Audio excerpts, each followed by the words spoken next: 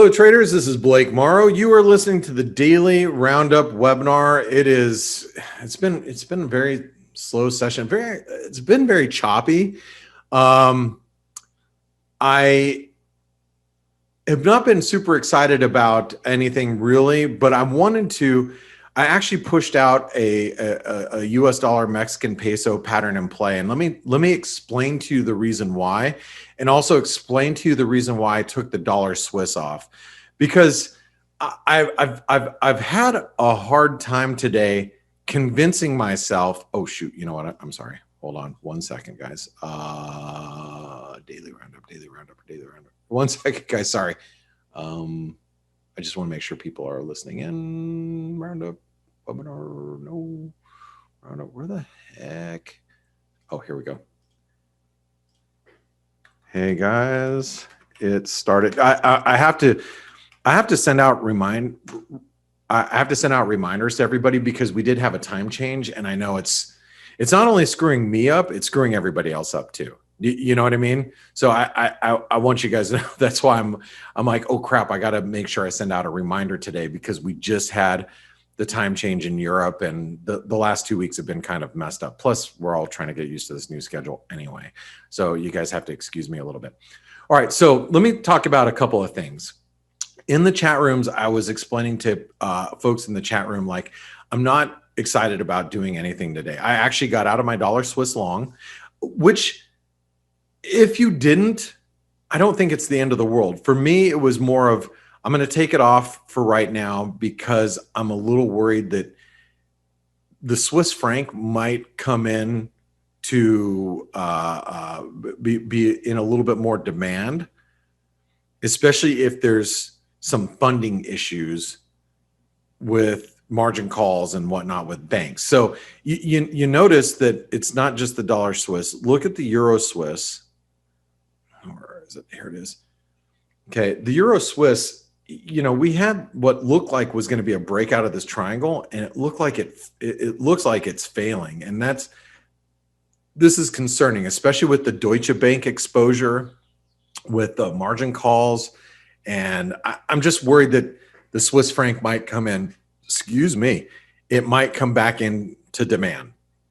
So rather than, sit around and see if I'm going to get stopped out, I figure I just take it off for, basically a break even and move along. Right. That's my thought process. So I just want to explain that to you guys. If you guys were long the dollar Swiss, it's like, you could possibly move your stops to this level, like right around here. I don't think that's or maybe even, here if you really want to.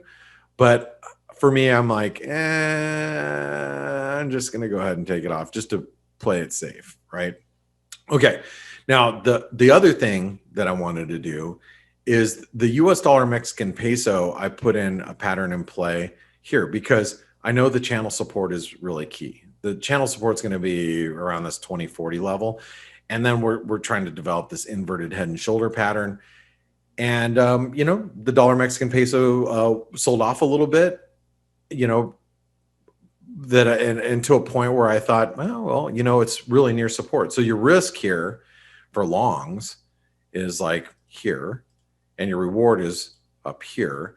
So it's a decent risk reward. I mean, we're talking, let's just figure that out. So your entry, let's just call it right at this price, 2057. Okay. Your target, 2150. 2150. Your stop, 2024, because that would be below these lows right here. It's almost a 3-to-1 risk reward ratio, 2.82.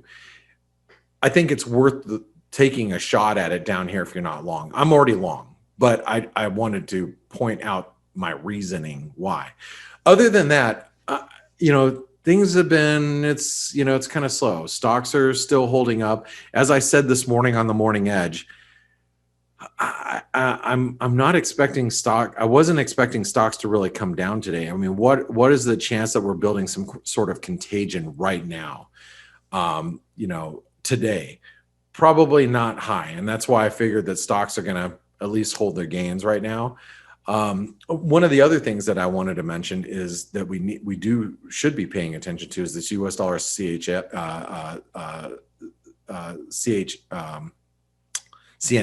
Shit, this is at the highest levels of the year, and typically this type of behavior from the U.S. dollar CNH suggests that there's going to be some risk off. Now, obviously, at this moment in time, that's not happening.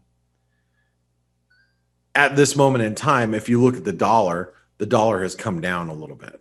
Okay. So, are we going to get any risk off? No, but I mean, I'm not suggesting that that's going to happen at this moment, but we should be watching the US dollar CNH. Like, why is it going up? Why is it turned? And does it mean anything?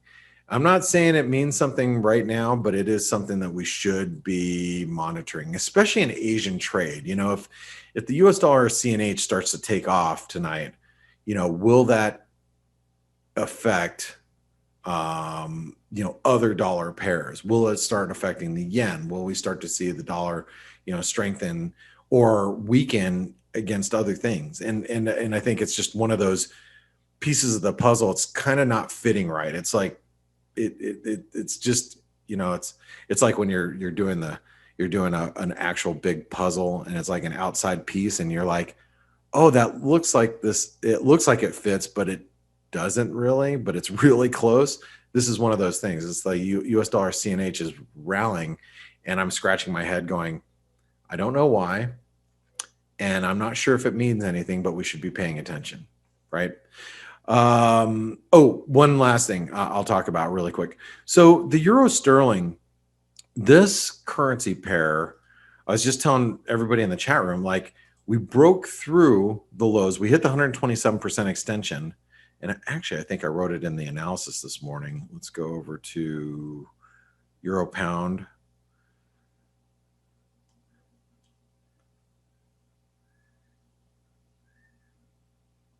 Okay. No, I was telling everybody in the chat room that if we get back above 85.50, that might start to squeeze people, because that could end up being like a false breakdown, and people that were chasing it on the short side, they might actually start to cover some short. So let's watch the US dollar, or the euro sterling. For those of you guys that are trading it or thinking about trading it, we could end up just gotten a false breakdown there. And so if we, pop back above the, 85.50, maybe 85.60, we might actually squeeze a little bit. For those people that were trying to chase it on the short side this morning. But that's pretty much it. Gold and silver have recovered. They look like they were some serious selling going on earlier this morning, and then they just kind of moderated. And like I said, it's been a pretty slow day. I'm trying not to desperately. I'm just trying not to pull the trigger a lot today, because I don't think there's a whole lot going on. I don't think there's a lot of opportunities right now. But from what I shared with you, I think we should keep an eye on the dollar Mexican peso. If you're not long, keep an eye on, crude's just kind of sitting there. Keep an eye on the US dollar CNH. This euro sterling might be, worth a look. And even like cross rates like the Aussie New Zealand. I mean, we hit the 161% extension today, divergent relative strength, and we've slumped. I did not take the short there. I should have when I sent out the update this morning. I just didn't, but maybe some of you guys did. If you did, good for you. I would actually put my stops right above these highs. Let's see, right? This is when the analysis went out. The Aussie New Zealand reached for a new trend high as intraday RSIs are divergent, suggesting the 161% extension at the 109.49 level may hold near term. Support is at the 108.75, and we were trading at 109.29. So if you guys ended up shorting it this morning when we were up here and you're short, I would just move my stops above these highs or to break even if it got your attention earlier this morning. Other than that, again, going to be kind of a quiet day, or it seems like kind of a quiet day.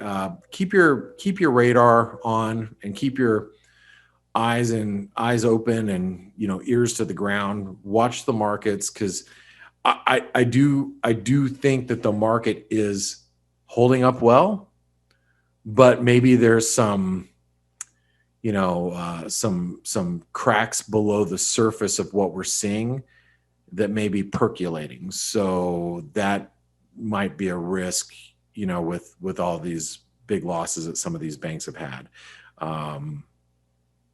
Just a heads up. All right, guys and gals. Hey, I want to thank you all for your continued support, and thank you all for being a part of the Forex Analytics community. And I will talk to you in the chat rooms or tomorrow morning on the Face webinar. Thanks, everybody. Have a great day.